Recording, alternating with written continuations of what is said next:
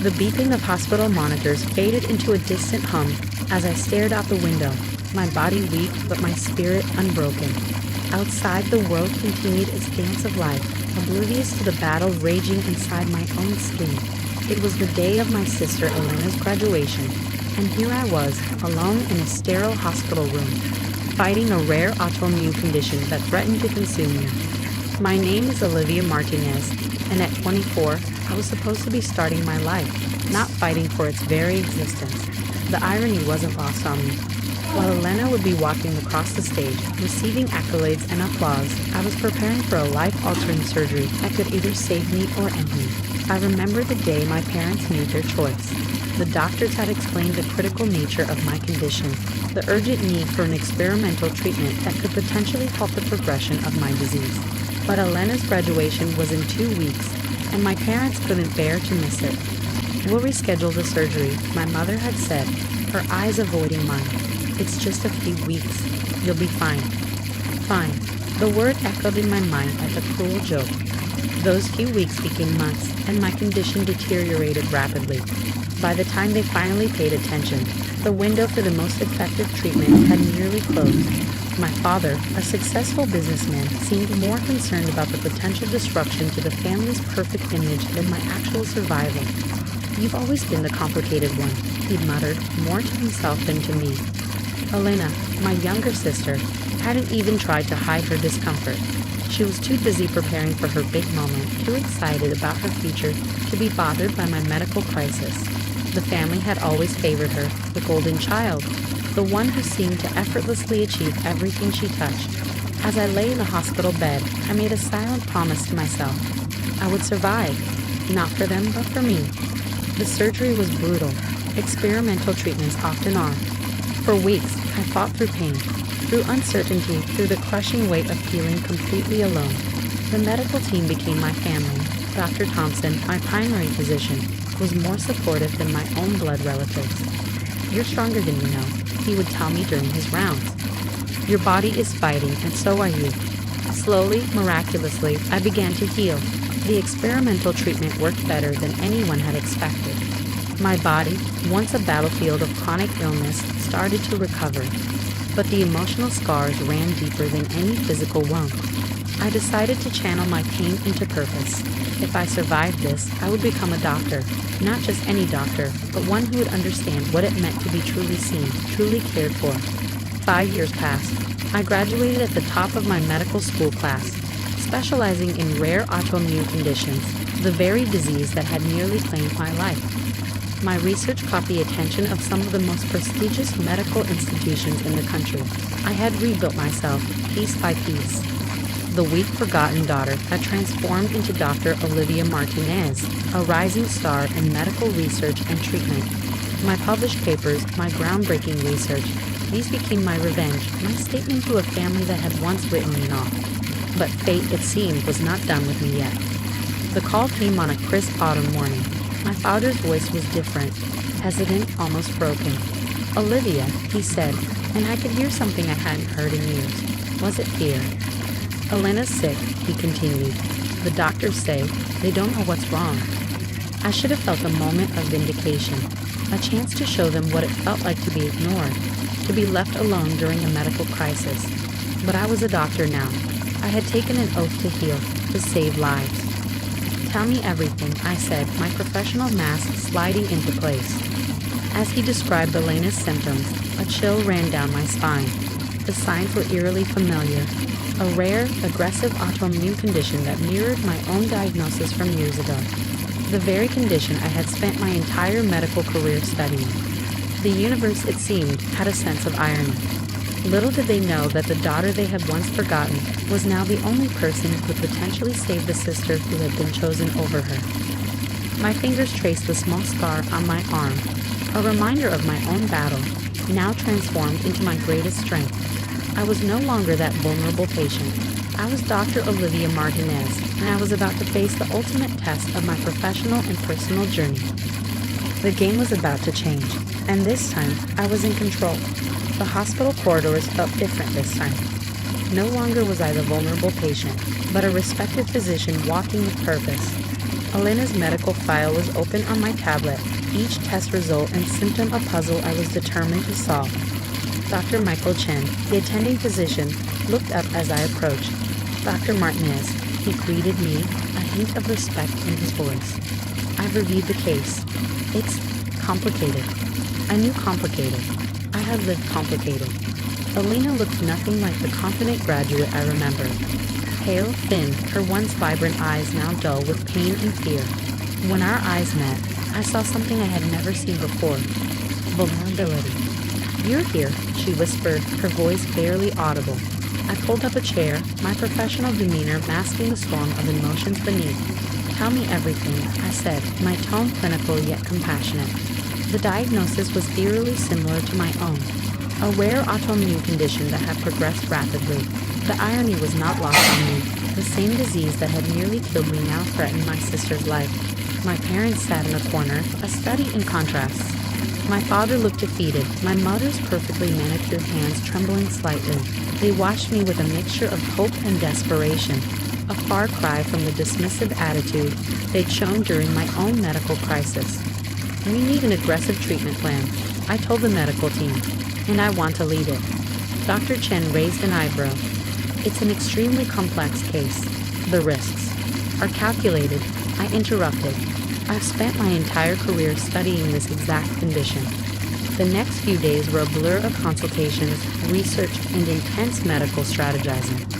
I poured every ounce of my knowledge, every lesson learned from my own battle, into Elena's treatment. During a late-night consultation, Elena broke the years of silence between us. "I'm sorry," she said softly, "for everything, for not being there when you were sick." I could have unleashed years of pain, of rejection. Instead, I chose something harder, compassion. "We're going to get through this," I replied, adjusting her IV. The treatment was experimental, pushing the boundaries of current medical understanding. Each procedure was a delicate dance between hope and science. I remembered my own journey, the fear, the uncertainty, the feeling of being utterly alone. But Elena wasn't alone. Not anymore. My parents watched in awe as I worked. Gone was the forgotten daughter they once dismissed. I was a force of medical expertise, each decision calculated, each intervention precise. "How did you become so brilliant?" my father asked one evening, his voice a mixture of pride and regret. "You don't get to take credit for this," I said quietly. "This was my journey, my survival." The medical team was skeptical. The condition was aggressive, the chances of full recovery slim. But I had beaten these odds before. I knew every nuance, every potential complication. Days turned into weeks. Elena's condition stabilized, then slowly improved. Each positive test result was a small victory, each improved scan a testament to my dedication. One particularly challenging night, as I reviewed Elena's latest test results, my mother approached me. "I never understood," she said, her voice breaking. "How strong you were, how much you survived." I didn't respond immediately. Some wounds take more than words to heal. The breakthrough came unexpectedly, a combination of treatments I had developed during my own research, treatments that combine traditional medicine with cutting-edge immunological approaches. "It's working," Dr. Chen confirmed, looking at the test results. "Remarkably well." Elena's recovery wasn't just medical, it was transformative. With each passing day, she grew stronger, more vibrant. And something else was happening, a fragile reconnection between us. She began asking about my research, my journey. For the first time, she saw me not as the forgotten sister, but as a medical professional who had turned personal tragedy into triumph. "I want to understand," she told me one afternoon, "everything you went through, how you survived." I shared my story, not with bitterness, but with a calm understanding of someone who had walked through fire and emerged stronger. My parents watched this transformation, silent witnesses to a healing that went beyond the physical. As Elena's condition continued to improve, I realized something profound. This wasn't just about medical treatment. This was about healing, of a body, of a relationship, of years of unspoken pain. The final test results were nothing short of miraculous.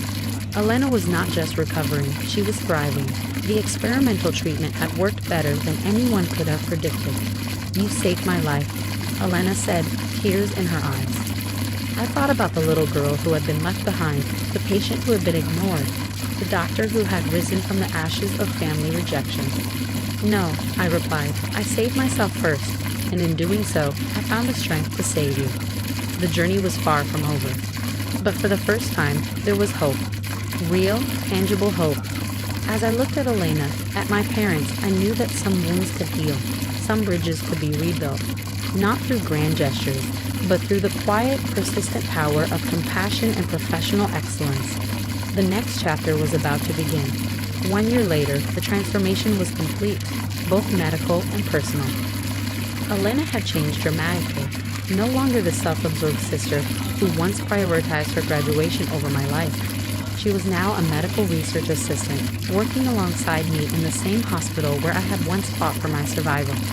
I want to understand everything, she told me one morning, reviewing patient files together. Not just the medical science, but your journey. The hospital had become more than just a workplace. It was a testament to resilience, to the power of turning personal pain into professional purpose. My research on autoimmune conditions had gained international recognition. The experimental treatment that saved Elena was now being studied as a potential breakthrough for similar conditions. Medical journals featured my work. Conferences invited me to speak. A far cry from the forgotten daughter I once was. But success was never about vindication for me. It was about making a difference. During a particularly challenging case, Elena witnessed something that would change her perspective forever. A young patient, fighting a similar condition to the one that had nearly claimed my life, was struggling. How do you stay so calm? She asked me, watching me interact with the patient. I smiled, remembering my own journey, because I've been exactly where she is. Every patient is more than just a medical file. They're a story of survival. My parents' transformation was perhaps the most surprising. My father, once a distant businessman more concerned with appearances, had become a quiet supporter of my work. He'd established a foundation supporting medical research for rare autoimmune conditions, inspired by my journey. I was blind, he'd admitted during a family dinner.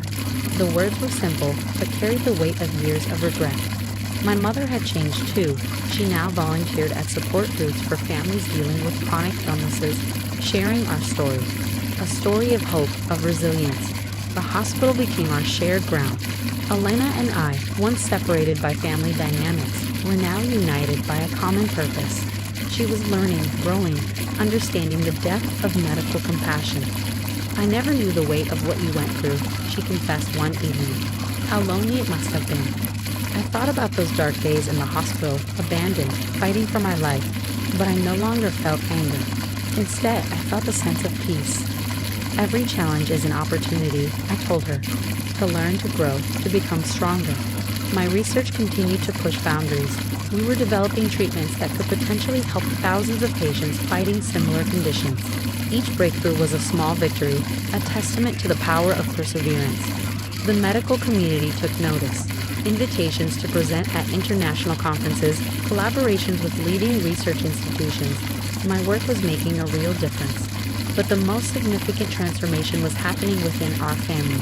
During the hospital fundraiser, my parents watched as Elena and I presented our joint research.